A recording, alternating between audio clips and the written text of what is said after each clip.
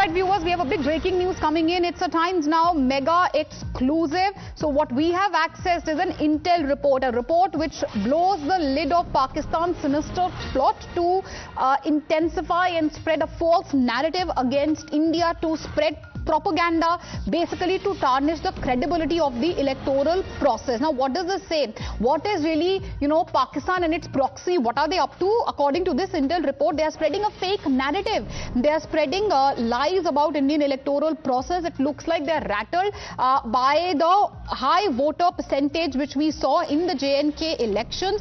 Basically, they are putting out and spreading a fake narrative online to discredit and ensure that people question our electoral process, something which obviously has been rejected by the people of the valley. Pradeep Datta is joining us live on the broadcast. Pradeep, this is a super exclusive. Take us through what exactly does this intel report say about the sinister plot of Pakistan?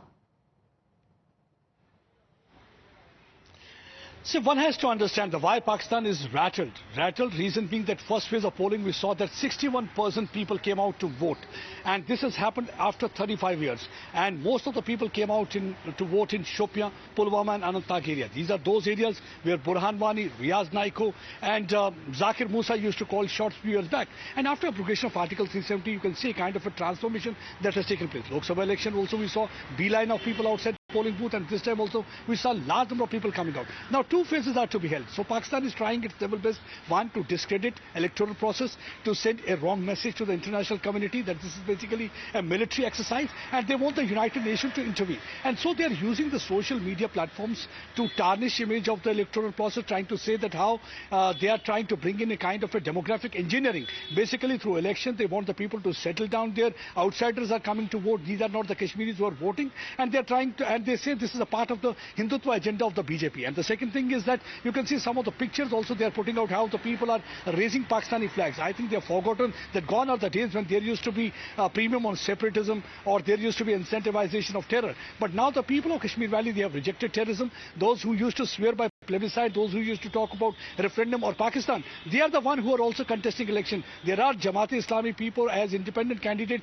They also swear by Indian constitution. That means they have rejected separatism, they have rejected terrorism, and they are embracing Indian constitution because they know at the end of the day it is important is that development and democracy is important for the prosperity of the people of Jammu and Kashmir, because Pakistan all these years have given them only 3D. One is death, destruction and devastation. That's what they got from Pakistan. So they want to say goodbye to all those things, and that's one of the reasons that now Pakistan is trying to churn out lies. They are trying to come out with a fake propaganda and fake narrative against India, trying to say that basically they are trying to instigate people, asking them not to come out to vote. And because the international community is also praising India's electoral process, because earlier Pakistan used to say elections are not being held, but now when the elections are held and people are coming out in large number, and especially voting in those areas what used to be terror hub, so that is what is not palatable to Pakistan, because one, Pakistan cannot see smile on the faces of the people of Jammu and Kashmir.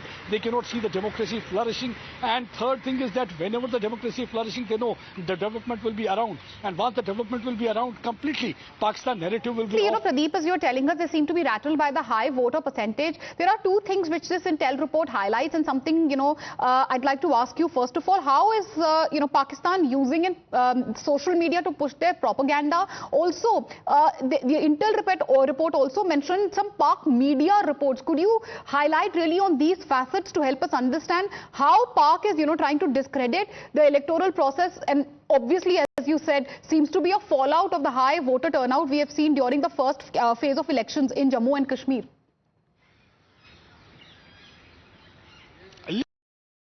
Say the Pak media, one is that the Pakistan television, then the Pakistan radio waves are also being used to spread this false narrative. They are trying to say this is a military exercise, and military is forcing people, they are resorting to repressive system, that they are making the people to come out to vote. And the second, they are trying to say that there is a demographic engineering. Demographic engineering means that the people from outside and different parts of India, they are made to vote. It's not the Kashmiris who are coming out in large number and voting for Indian democracy. It's basically the people from different parts of India who are voting. That's what actually they are trying to create an impression. But everybody knows the people in large number, because they had been waiting for this moment. They know that once democracy will be there, democracy will lead to development. And they do not want death and destruction. They want tourism. They do not want terrorism. They have already said goodbye to it. And we have already seen that a kind of a change. People like Engineer Rashid, who used to talk about plebiscite, he's out of jail and he too is seeking vote. He wants that there should be a kind of a change. They want a positive change. Then people from the Jamaat-e-Islami, the one who used to be involved in terror funding, the people who used to swear by Pakistan and Pakistani constitution,